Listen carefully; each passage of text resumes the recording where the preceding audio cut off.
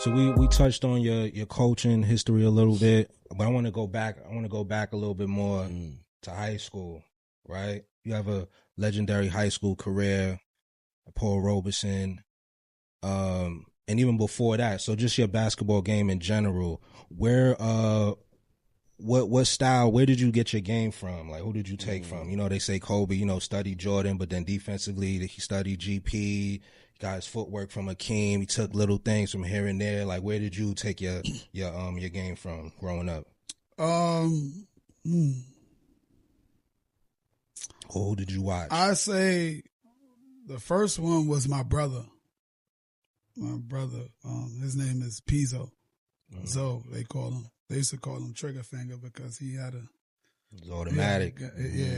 So I'll say him first. Right, it's kind of bugged out because basketball wasn't my first. It was baseball and football. I did everything, like rollerblade, street hockey. I did everything else but basketball. Like all my bros, like when they see this Super Bub, he gonna laugh at this because he the only reason why I really started playing basketball. Like, so I won't say I looked at his game because we were like side by side, but he the reason for like the success. I mean, obviously he didn't do it for me, but he was the one that was like, bro, you got to come play with us. You got to play on the traveling team. But my brother first, right? Because obviously that's who I was around, more than anybody. But as I started playing a lot more, I didn't get to see my uncles, and all of them was really good. But Isaiah Thomas, I mean, I won't say the real Isaiah Thomas, but it's Zeke. Zeke. Zeke. I mean, if you know, that's why I wear number 11. You know what I mean? Like, it was because of him. Like, it's tatted on my leg. It was Zeke first, right? Just his style, you know what I mean? A 6-foot guard, so he wasn't bigger than everybody, but he had the biggest heart. Yeah. He didn't care who was in front of him. Magic, Jordan, like he thought he was the best player on the floor, and a lot of the times he was. Yeah. That's how you felt? I feel like that now at 42. Let's not get it twisted. You know what I mean? Like him, Pearl Washington. Okay. Like he's another one that I really, really looked at. And my Uncle Ross, he was always used to tell me that. My uncles used to play against Pearl, but Pearl in and out with the left is crazy behind the back. Like, he was different with it. You know what I mean? Obviously, he was a 6'4" guard, but he did some stuff on the court. I know his face got me going crazy. Yeah. I know Arizona did something. Game winning 3. Yeah. I know that. So that's kind of crazy. No, I felt it. It was on that top. I couldn't see it, but it was on that top corner. Right? It was the top corner, right? Yeah, I knew it. They be balling out of control, man. And he was the player of the year in that conference. Yeah. So that's well deserved. That's crazy. But we in March Madness. Damn. Right? March Madness. Like, but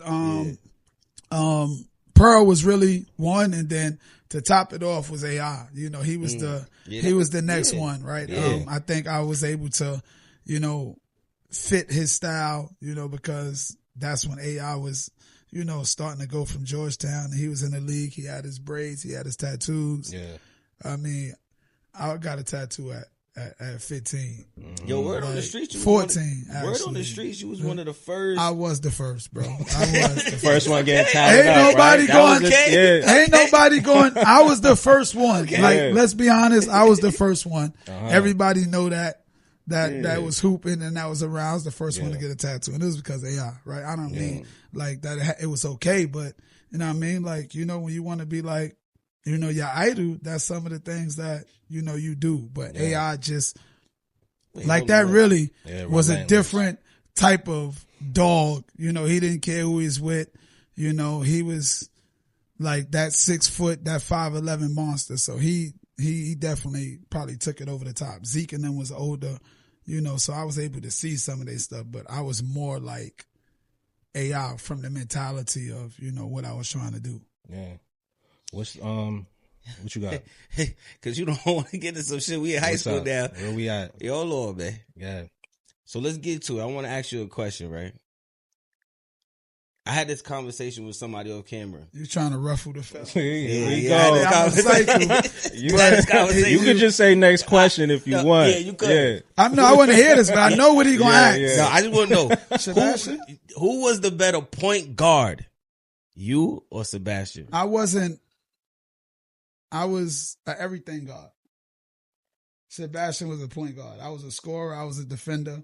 Mm-hmm. Like, I can pass real well, but Bashi was the better passer. Not saying because of anything else. I'm not going to say he wasn't he couldn't score, but that wasn't what he was known for. He was known for a lot of other things, but he was a better passer than me at the time. So there's like the rumor. Oh, the rumor. The rumor? Yeah.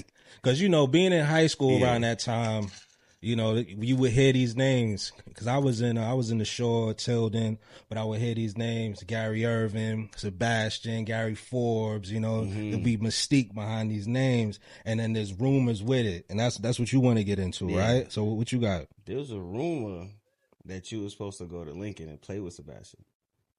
Is that true? I mean, everybody got rumors.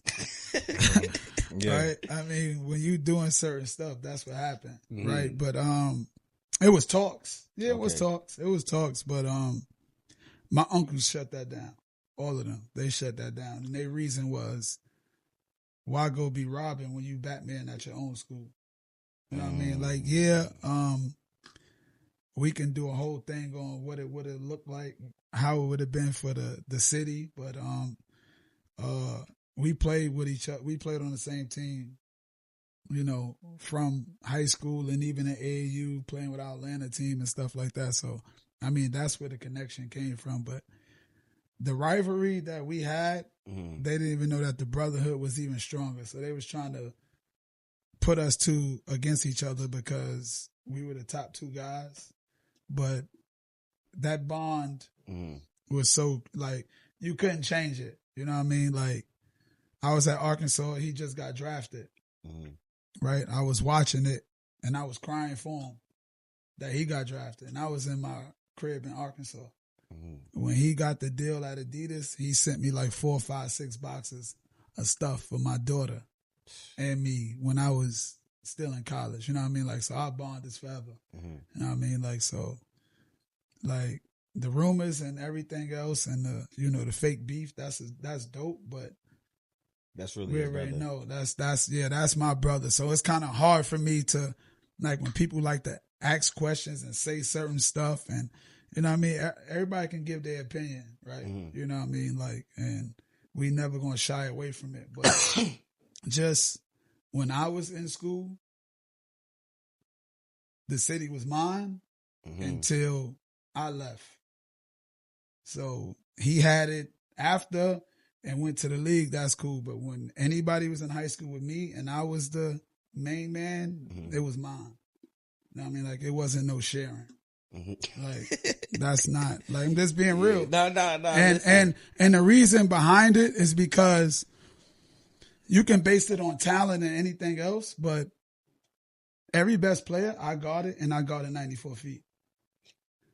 They didn't do that to me. They couldn't do that to me. And that's the real reason. Like, it ain't like I'm just flat out better than you, but the matchups were supposed to be me and anybody else, and we're not just talking bad shit. We're talking about anybody, like, and my bro included. But, like, they wouldn't guard me, or their coach wouldn't allow them to guard me. Double team, triple team. But if I'm playing, we're not doubling nobody. I'm guarding you one-on-one because of not only pride, but I believed in my defense just like my offense. So what's crazy is the fact that you say that. I think one of the things that I love about Naz, and I think every team that I've watched you coach, they always have, like, great defensive discipline. And the discipline that they have, I feel like, do you feel like that comes from your playing days? Do you feel like the way you played, you try to instill that into your team? Just on the defensive end. Okay. You know what I mean? Like, not offensively, because it's hard, right? And we're in a different day and age, and a lot of people want to tell, oh, back in my day, or when I was playing, or if he was playing, but we not playing, right? And it's the game has evolved. into something different and special. So like I can't really say that. And the game is not as physical, right? So you can't expect them to play that way when they've been playing a certain way since they were younger, right? It's certain things defensively that I'm trying to get them to understand and trying to change that defensive mind and that culture to where if you play somebody 94 feet and you turn them a few times, they're going to get tired. Or if you play 94 feet and you bump first or you win the first dribble, meaning if I dribble to the left and you bump me, you won. You're already off track. Now you off balance. Now I'm right here. You can't do a lot of the stuff you can do. And I think that's what I try to bring to that table with my kids. And there's no buddy-buddy basketball. Once you try to be cool and laughing with people on the court, it ain't competition no more. So one last thing on the coaching, right? If you had to pick one NBA coach with your coaching style, who would it be? I got somebody in mind, you get what I'm saying? But I don't want to say it because they going to say I'm biased. Y'all niggas know. NBA? Yeah, if you had to say an NBA coach, the way they coach their team, you'd be like, you know what? I could see myself. I don't really know. Like I don't know. Like I said, I feel like my culture is my culture. Like, and it's hard for me to kind of say it, but I'm just gonna go and guess, or not guess. I'm gonna say who I would think a little bit. Joe Mazzulla.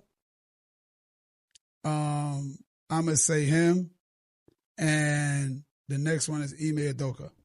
That's what I was gonna say. I'll say those two. Just like kind of, like I watch the NBA like enough, but I watch a lot more just like regular basketball, like, college, high school teams from other states. Yeah. You know what I mean? Because I feel like I'm more in that playing field. But when it comes to coaches, those two, just because their attitude, their aggressiveness, like they hold their players accountable. They savvy with the reporters. They don't really hold back. They're gonna tell the truth. I think those two for sure. Yeah. I was hoping you said heat culture, man. You want you to say Spoelstra. I'm a Heat type of person though. Yeah, like I bang with the Heat, but I won't say that. I mean, like they got a different. Like he hold their kids, their people accountable. That body fat is crazy over there. But I feel like he got a little. He let them rock, but he still got a little chokehold because of their culture. Because if he didn't have a chokehold, Bama averaged 30. So that's why I say that, because I don't really hold the main players back, right? I let the main players be the main players and kind of allow the role players to enhance their role throughout the season, you know what I mean, with showing. But he does a really good job with his role players. You know what I mean? Like that he does. He's probably at the top of that list, even with Joe Mazzulla, him, and no matter what people want to say, Steve Kerr, he gets his people. Them role players be bugging over there. Like he don't let the, I feel a way about the whole Kuminga situation, but anybody else, he letting them rock. Like I don't know, like we don't know how Kuminga was acting. You know what I mean? Attitude. Oh, wait. We don't know what he's doing in practice. No, but he from New York, and we got a bad stigma too. You know what I mean? Like, so we don't know how that played out over there. You know what I mean? All we know is I'm gonna take with the others, he be letting them rock. I'm gonna take what you said, man. We don't know what Kuminga doing in practice. You don't know what he doing in the scrimmages. You don't know what he doing. His talent is his talent. He could be a lazy practice player and then rock out in the games, and they not respecting that or they don't care. But I think that when they brought Jimmy Butler over, he should have played a little bit more with him. Right.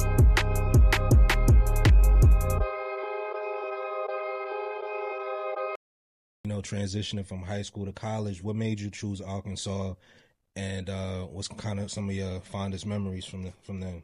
I actually chose Mississippi State first. Okay. But you ended up transferring to Mississippi, right? No, I transferred to Arkansas. You transferred to Arkansas. I transferred to Arkansas. But the reason why I went to Arkansas is because my class, like the class of 2003. Yeah. Our class was stacked. And we had a lot of good bigs at Arkansas at the time before I went there. And we had some really good wings, Ronnie Brewer and all of them. So it was like, you know, I could be the missing piece. You know, obviously we got to work, but John Thompson's son was there, Ronnie Thompson. So it was kind of a tug of war, like between Georgetown and Arkansas. And it was kind of dope because I was AI was my idol. So it was kind of, you know, but I was already familiar with the SEC. Like I said, I knew the league or whatever like that. And I just felt like if I came home, I don't know, I'm not like a person that gets sidetracked, but I'm close to home. You know what I mean? Let's be honest. I was away for a while. So I just said, let me stay on that side. And so I got a lot of good memories, I mean, at Arkansas. I mean, the biggest one is off the court. You know what I mean? I had my daughter there. You know, so that's always a blessing. So that starting there made me mature faster. Right? Like it made me mature faster. I became a man, you know, right away. So I already felt like I was a lot mature than the average college player because I was a parent, right? So I had to think a little different. You know what I mean? I had to grind a little different because I had somebody that I had to feed. I mean, so I thought that was the biggest. But like on the court, I'll say playing against Alabama, they was like number 5 in the country. We played them at Arkansas the first game of the season. I probably stayed up to like 5 o'clock in the morning. We played at 12 on CBS. You know what I mean? Like, so, like we played against Ronald Steele. If y'all don't know who that was, he was projected to be the best point guard in the country, almost like the first guard to be picked in the draft. So that was like a dope memory pressure, because we played them and we probably was up like 25-30 in the first half. Like we went crazy like in our first game, and we had like me, Patrick Beverly, Sonny Weems, Steph Welsh. We had a brick. Like we had a crew. And I think I had like 18 and like 8 in that game, but I destroyed Ronald Steele. Like I got the best of him in which way you want it. Like ripping him, like all that, throwing no looks, lobs from half. I mean, like, so that was like a dope memory. You know what I mean? Just from the standpoint of, you know, what everything that was in store. But like I had a cool, dope memories. I mean, obviously we went to the NCAA tournament, Sweet 16 and stuff like that. But like that was probably one that stood out. It was a lot of them, a lot of others that, you know, that stood out as well. Game winner in the SEC tournament to go to the chip versus Vandy. That was probably one of those that was kind of really dope because I was struggling a little bit in that game, but I was able to hit the game winner. But I'll probably say the best one was probably at Mississippi State. Okay. Because obviously I went there first, and then my junior year when I went to Mississippi State, it was kind of rough, right? The crowd was wild. Like they had like my name spelled out, and like they were saying like mad bad stuff. Yeah. You know what I mean? Like, and that was my senior. My junior year, they got at us. They played better than us. So then now my senior year came and they had all of the stuff, like saying like G stands for whatever, A stands for arrogant, all type of wild stuff, like my whole entire name.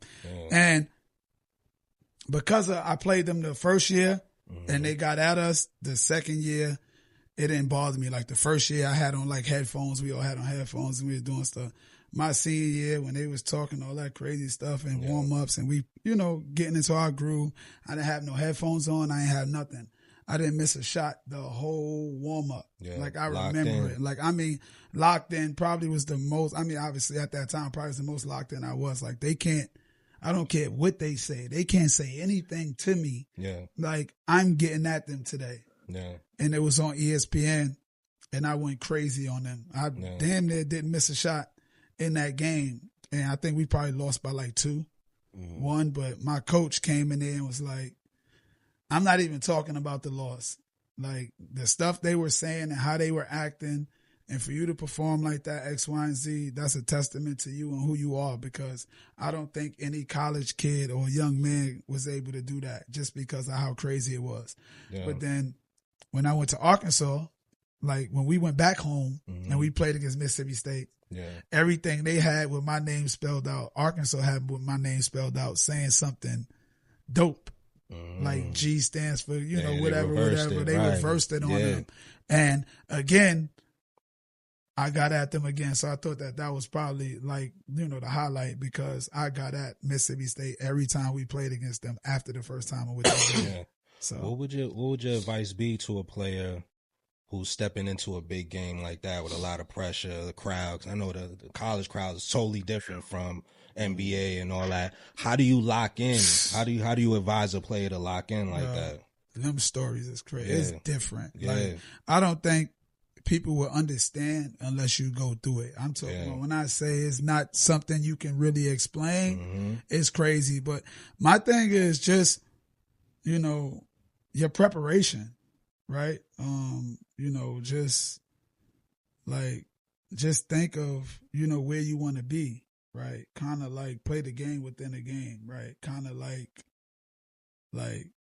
have that mindset of, like I'm about to score 20 or I'm about to get 8 assists, like whatever it is, like just visualize everything that you want to do and how you're going to do it, and put it forward. I think that a lot of kids get nervous, when you playing those games. I think the easiest thing and the best thing that my uncle taught me was to chew gum.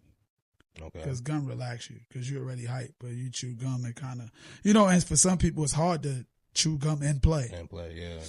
So like I kind of struggled with it at first, and then I was like, man, I'm chewing gum. This is light. And, I would just tell them that, and because you can't, there's no substitution, you can't mimic what you're about to, like how that crowd is going to be, right? Like you may play music so loud that you can't hear the plays.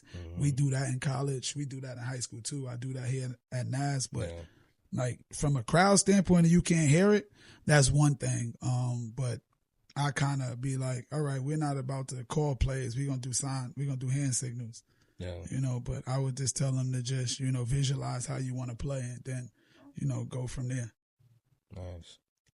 So how would you, just to let the viewers know, you have a son, right? Yep. And your son plays football. All right. What's the balance for you and how does that work for you to where you're a coach and you're coaching basketball and your son is playing football? How does that relationship work out for you? And how do you have like the patience to stand back and let him be coached by somebody else, given the fact that you're a coach yourself? I mean, that's probably the easiest, right? I mean, I don't think it's just because I'm a coach. I think it's more because I'm an athlete as well. But from the coach standpoint, it's like I'm trying to get these parents to allow me to coach their kids, right? How I'm going to sit there and try to critique another coach that's trying to coach mine. You know what I mean? Like that don't make sense. Right. And I know how hard it is to do that. Right. And I think the easiest part is like, I get to be a parent now.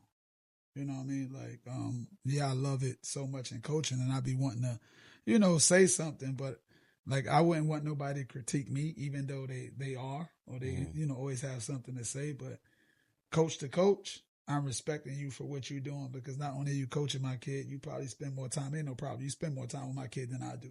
You know what I mean? Like, so you got to look at that from a parenting standpoint more than anything. He's taking his time out to make sure that my kid is a better kid and to try to get him to reach his goals like I'm trying to get somebody else's kid to reach their goals. So I'm not really that one. We might side talk, if it's between me and you or, me and Jeff or whoever it is, but I'm never going to question a coach why my son is not playing. Why he's not doing X, Y, and Z. We going to the drawing board first. Why you not doing what you're supposed to be doing? If you are, then that's a whole nother ball game. Yeah. That's a whole nother conversation. But we're going from each step before I think I'm going to go to, you know, I'm going to go to a kid first. I mean, to a parent first. And I have to also be like that to his mom, right? You know what I mean? Like, because, you know, a son and a mom relationship is different. So you don't want to, you know, you look at it and my son might not play as much as he should, or, you know, like for instance, he got injured, you know, and when he came back, it wasn't the same as before, you know, and then it's like, oh, I want him to transfer. I want him to do X, Y, and Z. And that's when the parenting come. Like, so every time our kid is struggling, he gonna get up and run? Nah, we not running from adversity. We gonna have to stick it out, right? You chose this, you know, and we gonna get through it. You get to make the decision, but if it don't sound right, you can't do it. You know what I mean? And that's what parenting is. It ain't just, you know, trying to put your kid in a chokehold. It's about being his crutch when he fall. And I think that's what I learned from coaching. I don't know if I could have been that same guy if I wasn't a coach. But thank God that I am coaching, because I get to see stuff in a different light than, you know, what it really is. I like that. I ain't gonna hold that was fire. Yeah, that's what's up. That was fire. So you mentioned playing in Australia, playing in Serbia. What was overall? What was your experience like playing overseas? Well, a 2-part question. What was your experience like, and with the NILs and the different things, you know, how the game is now and opportunities are for the players now? Would you recommend players playing overseas? I ain't playing Serbia. Okay. I just had a Serbian coach. Okay. When I was in Croatia. Okay. But the experience, you know, it was different. You know, different countries, different experience. My first experience was crazy dope. I went to Australia. And how I got there was kind of fire because Coach Brian Gorger, he's now the national coach of Australia, but he used to coach in Australia for a while. And he was coaching in the top league in China. But I want to say he had, in China, I don't know if you guys know Bobby Brown. What, Point guard? Yeah, that used to play for the Sacramento Kings. Yeah. Bobby Brown, yeah. B. Brown. He had him in China, so he couldn't take me. So because he was from Australia, and he seen me play at West Fourth, and I had 50 in West Fourth. And it's just so wild how the connection happened is because he didn't get to see me per se, but he asked somebody else that they know him, that they know me. Yeah. And he gave them the number, like his number to give to me. And I didn't get the number from the person right away. I wound up seeing him at Pro City. And I remember the day because then we were playing against Marco Juric. Okay. You remember him? But he played with the Clippers. Yeah. And I want to say he played with a team over here. But we played against them and I had 45. And then he was there and I was able to get the number and connect with him. And I got on the phone with my agent and we talking about, you know, Australia. And it's like, we already knew it was a dope league. And it's like, I'm like, man, Australia, like, I really don't know too much about it. I'm really like, boy, kangaroos, deadly spiders. You know what I mean? Like, you know, cause we don't really know. We don't know none of that stuff. You know what I mean? Like, so I'm like, what y'all mean? Like, I'm not. Yeah. But then I started doing a little research. I'm like, all right, you know, let's sign. I went over there, I signed, get off the plane. I'm like, yo, this is all right. You know, it's dope. And then the dope part about it, I don't know if y'all remember, I definitely remember when Australia played against the U.S. Yeah. And D Wade had a fight. Yeah. Right? Yeah. He had a fight with my teammate. His name is Glenn Saville. Okay. He had a fight with my teammate. So, like, you know, I did the history and I was able to see, but the dude Glenn Saville, he's like every bit of Manu Ginobili. Mm. 6'7", handle it, pass, shoot, post, left hand dunk, right hand dunk. He was super nice, bro. Like I was able to play with some real legends in Australia. Right, so we back. Mm-hmm. So we've been talking about basketball for a little while. We want to hit you with a couple random questions that we usually give our guests. So I started off with this. Why don't you give me your top 5 MCs of all time? Your favorites. No order, just your No 5. order? Yeah, no order. Why? Nah, we need. We don't need an order. You wanna, I mean, I'm not a. Yeah. That would be tough for me. Yeah, that's tough, Like man. I can say my 5, but I throw don't your never. 5, yeah. I don't never think of it in no Yeah. order. All right. I'm waiting for you to say a name because I was here one day and you said a name and I was shocked that all y'all niggas was jacking as one person. This is mine. Yeah, yours. Yeah. No order. No order. No order. Nipsey. Okay. That was before everybody. Before he passed. That's why it hit me hard because I was a fan already. Yeah. I really want to say why it hit you hard. He a member. I don't know what you're talking about. Jadakiss. Yeah. Like Yeah, top that's 5 my that are one. alive. Yeah, that's I don't know one. no 1, 2, 3, 4, 5, but he's my one. Okay. Yeah.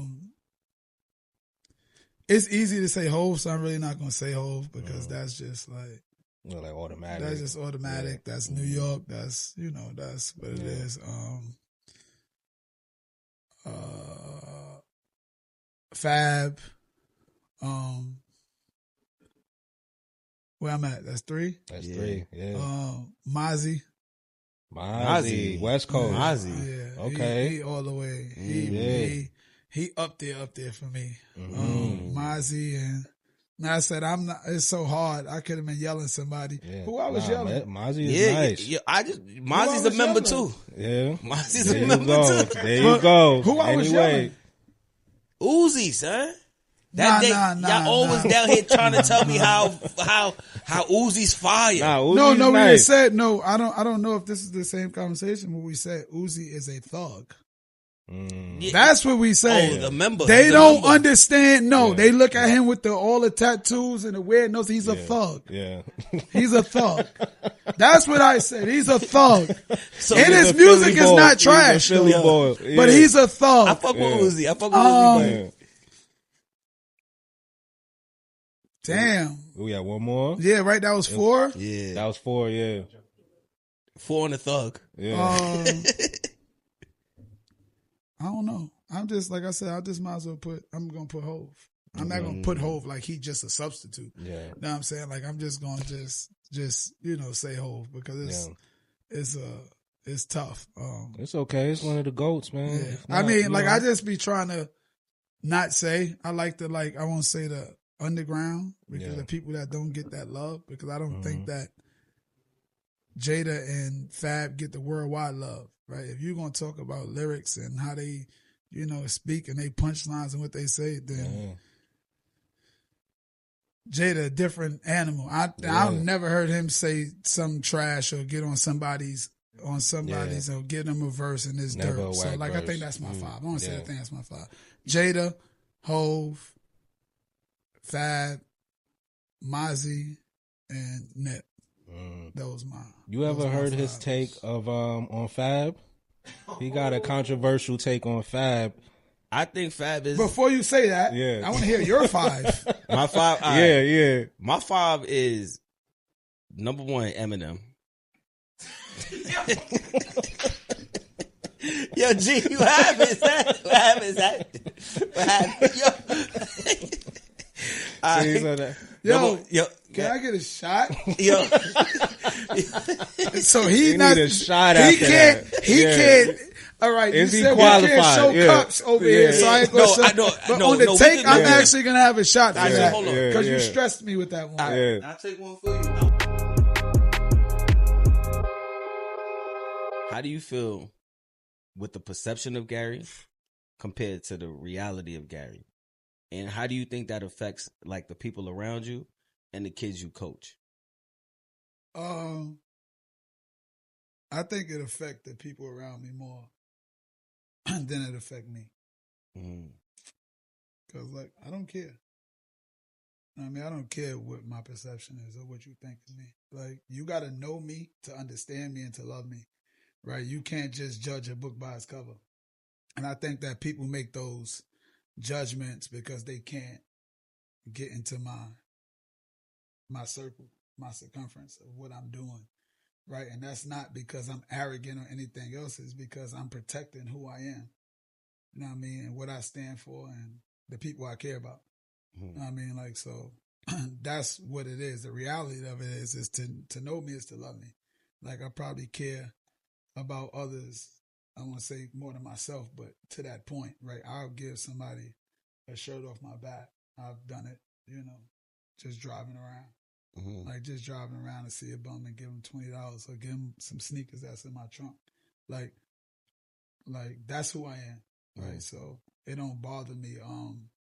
I don't really want to say it bothers my kids because my kids know. You know what I mean? I spend a lot of time with them and, you know, they know, you know, who I am and how I feel about them. So,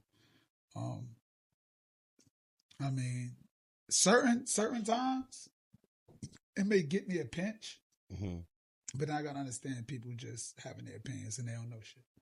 Right? Because they'll say something on Instagram about something and, you know, it's easy to see it because you on Instagram. But I'm like, he's an idiot. He don't know nothing about me.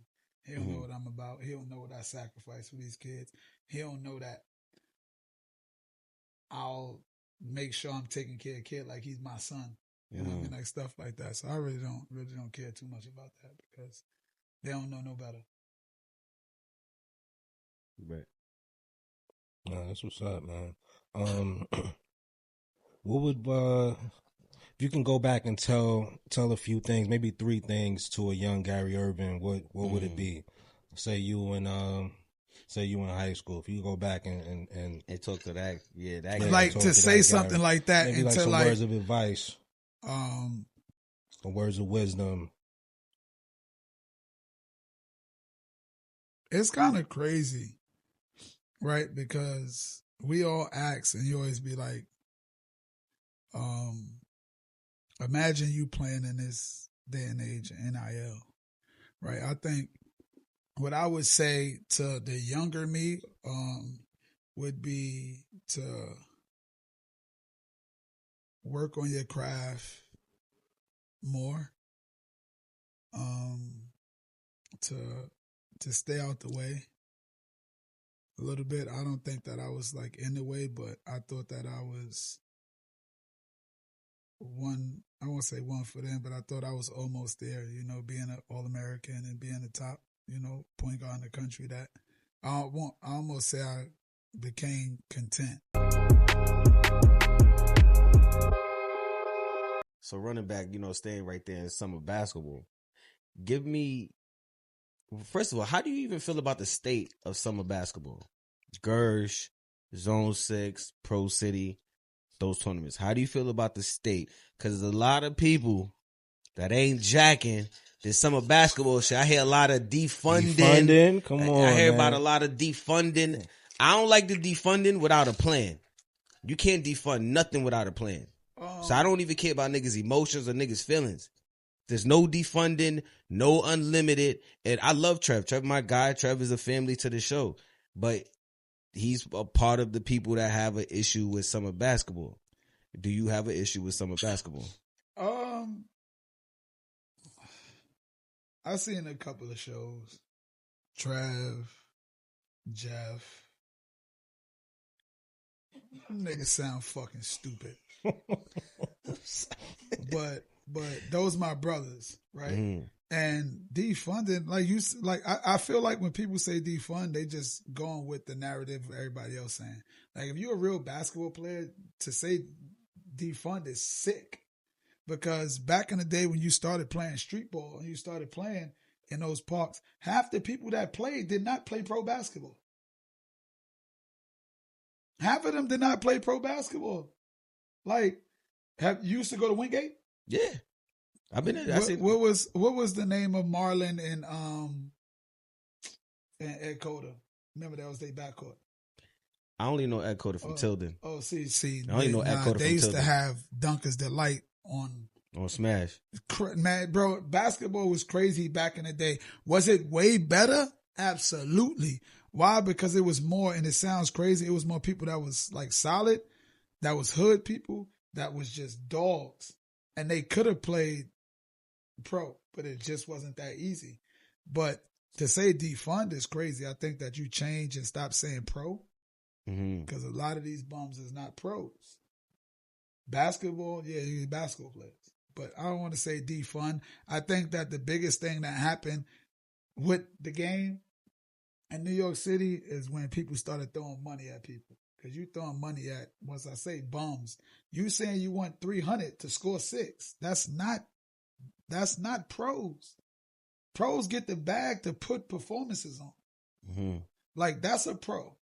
Like, so I think that basketball is just in a bad spot in New York City because of the money part and trying to pay money. Everybody, I ain't paying because you asking for this person to give you more money than you get when you act like you're going overseas. Because they don't get no real money overseas. Like some of them. Like, you got highlights on social media that's going to get you 250 a game, 300 a game. If we were playing I was getting paid money to play. But I was scoring 50 and 4. I was average 40 for a whole summer. And majority of the time I was doing it for love because I was getting money overseas. But if they were throwing bags like that, then you had to pay me $1,000 to $1,500 to play. To sweat in the summer and get 40, that's hard. That's tiring. But there's no way I'm playing to 40. Or sorry, somebody else was playing to 40 if they was playing against me and they was in their prime. I say that all the time. They not supposed to let me kill and get MVP at 40. You're bugging. So if we're not going to call them pros, is it unlimited? So it's considered unlimited? It's simple unlimited. Basketball players, this unlimited. So we're not defunding nothing though? I mean, what's the sense of defunding? Stop throwing money out and yelling money. Like, that's the thing. What is it doing? You can't. My thing is accountability. If you don't do your job, you don't get paid.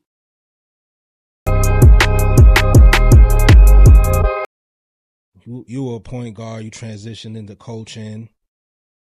Out of your point guards or any of the players that you coach, do you see anyone that has the potential to coach in the future? Yes. Any of your current players, past players? Yes. Actually, AJ does. Okay. AJ is one of them. It's funny because he been like, when Varsity B is playing, those guys be over there helping coaching. It's kind of, it's funny, but it's like a sight to see, like the things that they do. They got me down pat. You know, they mimic me and joke around, but I think AJ does. I think my current player, Tyshawn Trammell, does. I think my manager, like for real, like besides AJ and Tyshawn, he got a chance of coaching as well. But I would hope just, my style of coaching and how I am feeds off to a lot of these kids, right? Because it's harder for them than it was for me, right? You got kids that's 26, 27, 28 playing in college, right? So it's taken away from their scholarships, right? So you got to figure it out. If you love the game and it's not promising, make sure you go to college, and you should get into coaching, or unless you trying to get your doctorate and like you trying to do something different in life. But if it's sports, you should get into, coaching and physical education and stuff like that, because it'll help you in the long haul, right? It keeps you, around the sport and doing things you love. But those guys, I think so, just from that standpoint of their minds and stuff like that. So I do see them coaching in the future. It could be a few more, but like those are the most recent. Those is like the guys that play with me this year, so I kind of see that, more than anything. No, that's dope, man. Nice. It's crazy when you say AJ, I definitely could see AJ as a coach, Because one thing I've noticed about AJ this year, and I maybe I didn't pay attention to too much the previous years, because like, you know, I'm a big Halon fan, big Jacob fan. Jacob was actually the first person that I like fell in love with in Nas, and That's then a fact. I remember that. and then you introduced me to Halon, and then I just took a liking to like the whole squad. But I remember Jeff always telling me, "Yo, pull up to the games." But one thing I noticed about AJ this year is that, and this is why it's hard for me. I know as a coach, you critique him, and you know, like they say, like I kind of like give him a pass. I feel like he's in that weird spot of being a true point guard and taking over. Like I feel like the way he could, he threw a sick ass pass. Like he threw a pro pass during that game. It was a pass where I think like he threw it to like just on a cut. It was so perfect. Like AJ's court vision has definitely improved. So I feel like with him passing and him being a scorer, I just feel like he's in that weird spot of picking which one to do or having that balance. With AJ is that he's not a chucker. And that's when I realized who he is, right? I think it was like in the summer, and we were talking, and he kind of like struggled in the game. And I always tell him, "You got to chuck." And he's like, I said, "Dude, I don't know how to chuck." That's when I accepted him for who he is, right? I'm still going to coach him as if I want him to chuck, because at some point he got to understand that he could get 30. Yeah. But he said he didn't know how. And I text him. I respect that. I understand that. Yeah. You know what I mean? So like that's what it was. You know, with him. He always was like good in passing, but like if you watch the games, everybody that's outside likes to have an opinion. And there's some people that never played, but that doesn't mean that they can't have an opinion. But like I said, I'd rather people have opinions on people that they know, because AJ is a special dude. You know what I mean? Like, he's special. Like, if there's one person that no matter what the outside was saying, like, yo, you should transfer X, Y, and Z, he was one of the guys, like, I'm coming to Nas. I'm playing for you. You know what I mean? So he gonna always hold a special, you know what I mean, part. Yeah. You know, he gonna, like, in my life, you know what I mean? But because of that, because he believes in me, he respects what I say, you know what I mean? Like, and that's somebody that, you know. You know, one after a game, and I'll never forget, it was after the Eagle game, and me and AJ was talking right here in the hallway, and you had came back there, and one thing that I noticed when you was getting on AJ, I left there leaving AJ saying, it was the first time I said, like, yo, damn, Gary's on you, because I feel like. Oh, you got it. I got it. From right here? Yeah.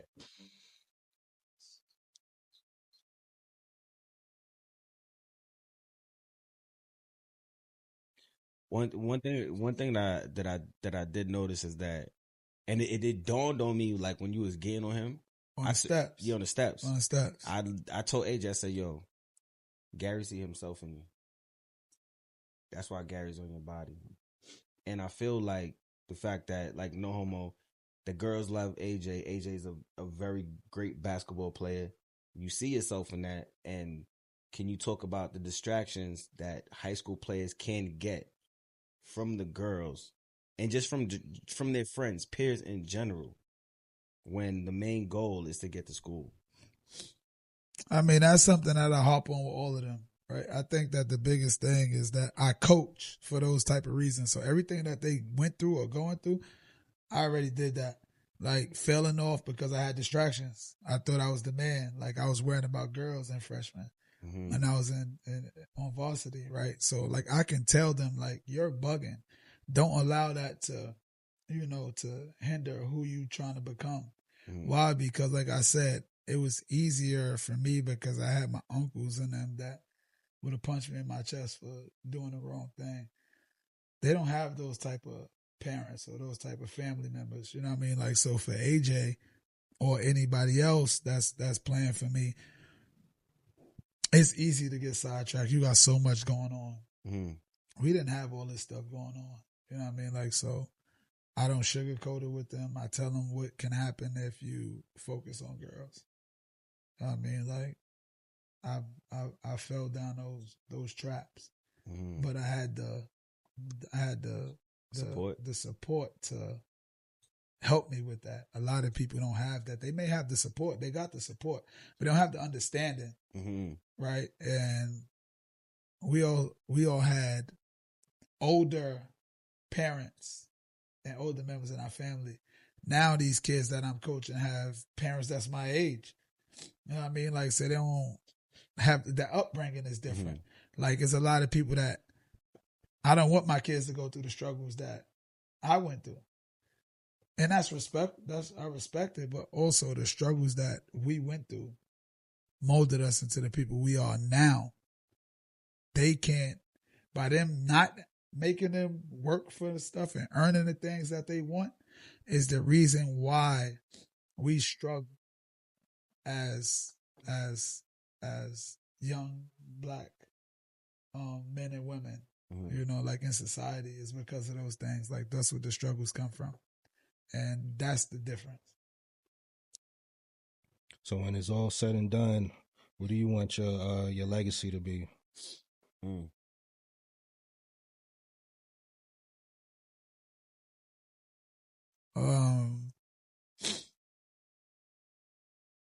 I feel like who I am as a player is never gonna be, you know, it's never gonna change. Right? I think when it's all said and done, that's who I'm known. I'm known for that. Yeah. I'm known from being G Erv, you know, aka Cornbread, the person that was super competitive, that felt he was the best no matter what. But I would rather be Coach G, the person that changed people's lives, right? That made a difference in the community, that allowed all of these kids to chase their dream and to go to college for free, right? Yeah, everybody wants championships, but I haven't started coaching for that yet. I want to be remembered as that person, you know, the person that love and care for the young ones, you know, that would do whatever it takes to help them and, you know, to put them first. That thinks about others more than himself, right? The basketball part of G Erv came with a lot of other stuff, right? So I want to be that person I want to be the person that went down as one of the best players, one of the best coaches in history, right? One of those guys that got majority of his kids to college. Right? I think that to allow majority of his guys to graduate high school, right? Because I don't only want to be the person that they say that, oh, he got X, Y, and Z to college to play basketball, or they play professional. No, I want to be that person that everybody that played from Coach G graduated. That whatever they wanted to be in life, they are. You know, they have families. You know, that's what I want. I think that that's more important than me as a basketball player. And that's why I don't talk to my kids about it as much as I should, because that's the part that they don't know, and I want it to be that way. No, that's honorable, man. Facts. Honorable, and you're on your way, man. Definitely. You got a lot of success, and you know we wish you the best. G Erv, you know, we thank you, brother. Appreciate for that. allowing us What I'm here. gonna say is, Appreciate I will always appreciate this part of you, because I feel like everybody will always know G Erv and Cornbread. But we got to sit down with Gary Ervin today. And that's what I wanted. You know what I mean? And I think you delivered that. You get what I'm saying? So continue to be Gary Ervin. I understand, like, you know, G Erv is the superstar. And I understand he's the guy that gets all the love and the hate. But the person that should get the respect is Gary Ervin. Because you're a selfless individual and you put these kids first.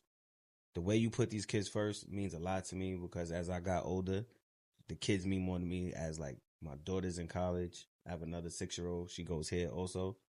So that's kind of like very important to me, the ways like kids are always first. And the fact that you put kids first is the reason why I see you the way I see you.